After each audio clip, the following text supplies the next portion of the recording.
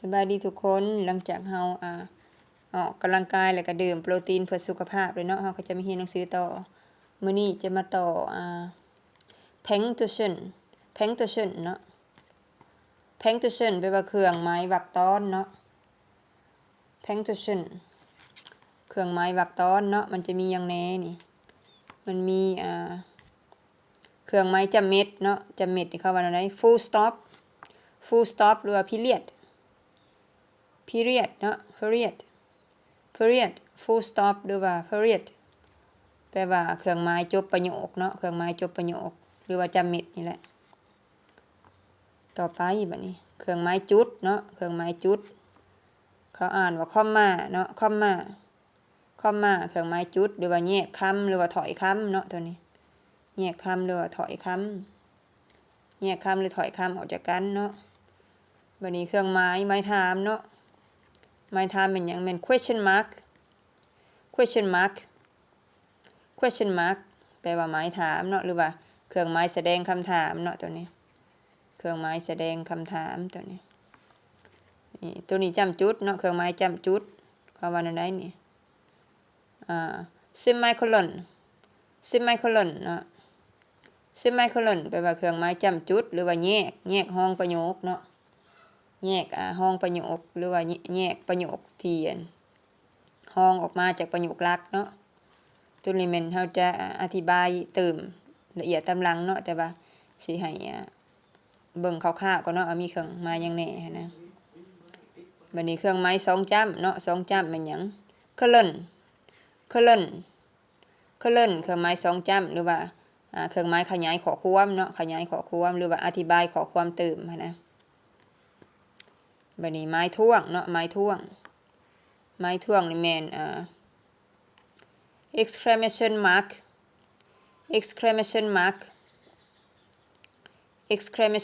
เนาะ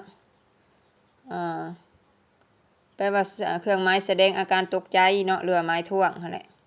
เครื่องหมายแสดงอาการตกใจหรือว่าไม้ท่วงบัดนี้ต่อมาเป็นเครื่องหมายขีดก้องอยู่ลุ่มเนาะแต่ว่ามันสิเป็นขีดใหญ่ตัวนี้หรือว่าที่เอิ้นว่า Dutch เนาะแปลว่าเครื่องหมายแยกข้อความเนาะแยกข้อความออกจากกันตัวนี้บัดนี้ต่อมาจะเป็นเครื่องหมายขีดต่อน้อยๆเนาะขีดต่อน้อยๆนี่มันhyphenนี่มันสั้นกว่า Dutch เนาะ Dutch hyphenนี่สั้นกว่า Dutch แปลว่าเสื่อมคำเนาะผสมเป็นหนึ่งเนาะเป็นหนึ่งเดียวค่ะนะเสื่อมคำผสมเป็นหนึ่งเนาะผสมเป็นคำเดียวหรือผสมเป็นหนึ่งผสมเป็นคำเดียวกันเนาะ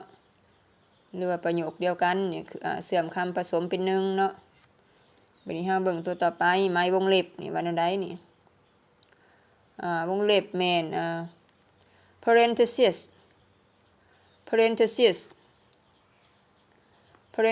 แปลว่าเสริมข้อความเนาะ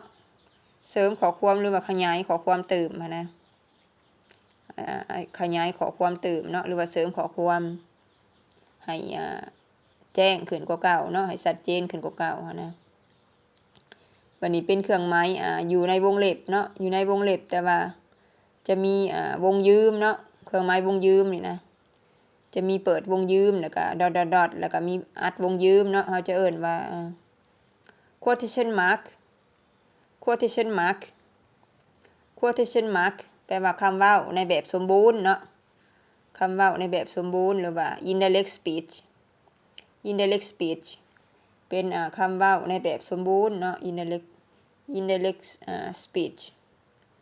เป็นคำเว้าโดยกงหรือว่าเป็นคำเว้าแบบสมบูรณ์เนาะแต่ว่าเฮาสิอธิบายตามหลังเนาะตัวนี้บัดนี้เครื่องหมายดอทเนาะดอทเป็นช่องว่างนี่นะเขาเอิ้นว่า blank เป็นแสดงเครื่องหมายแสดงช่องว่างเนาะแสดงช่องว่างว่าให้เติมใส่นะเติมใส่ช่องว่างเนาะคือเฮา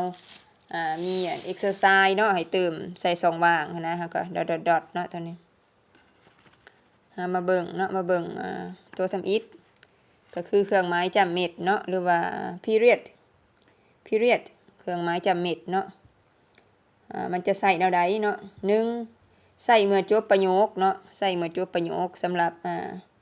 period หรือว่าเครื่องหมายจำเม็ดนี่เนาะใส่เมื่อจบประโยคยกตัวอย่างเนาะ grammar is exciting grammar is exciting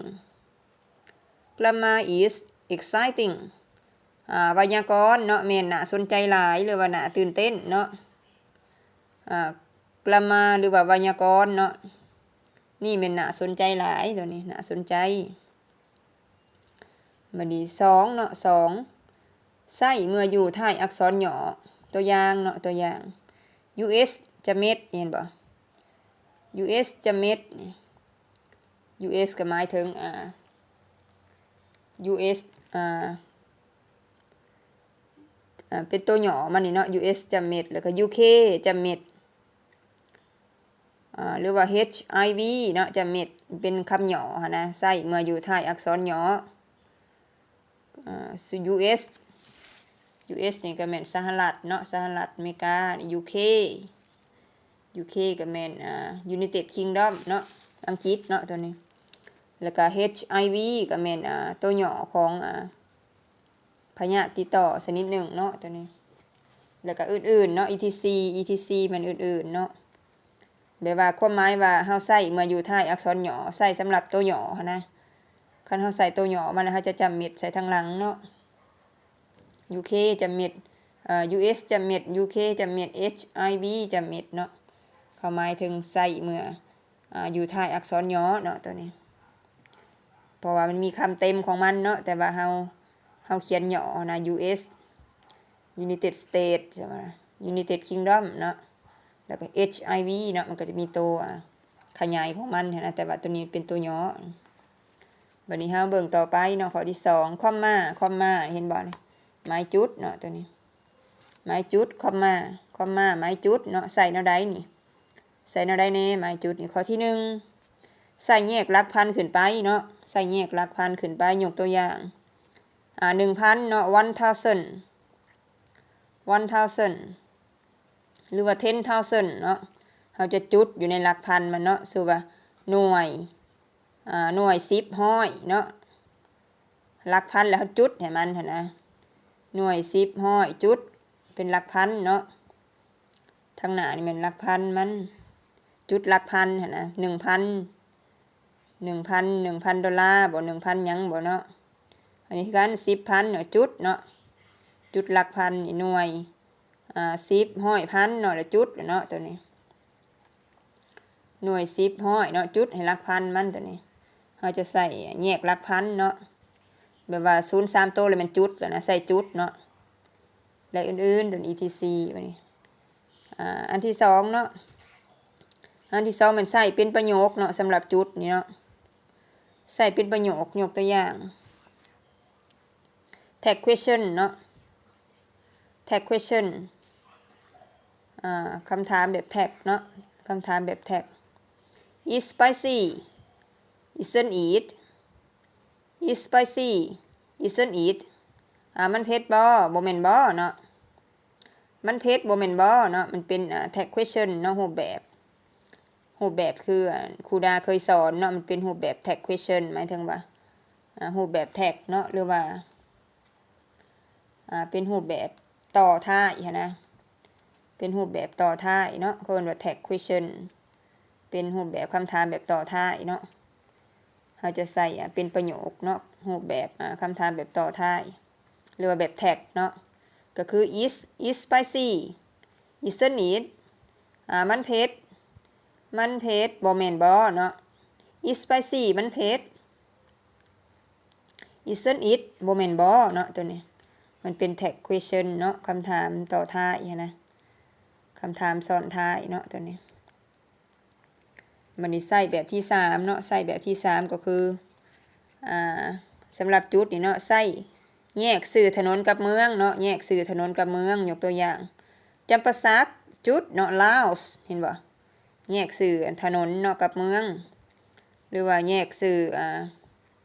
ประเทศเนาะแยกสื่อประเทศกับแขวงเนาะก็ได้เนาะยกตัวอย่างเนาะจำปาสัก จุดเนาะ Laos ใส่แยกสื่อถนนกับเมืองหรือว่าใส่แยกแขวงกับประเทศเนาะก็ได้เนาะตัวนี้สำหรับจุดเห็นบ่จำปาสักจุด Laos จำปาสักประเทศลาวเนาะตัวนี้วันนี้เนี่ยใส่แบบที่4เนาะแยกวันที่กับปีตัวนี้แยกวันที่กับปีแม่น March 22nd เนาะ March 22nd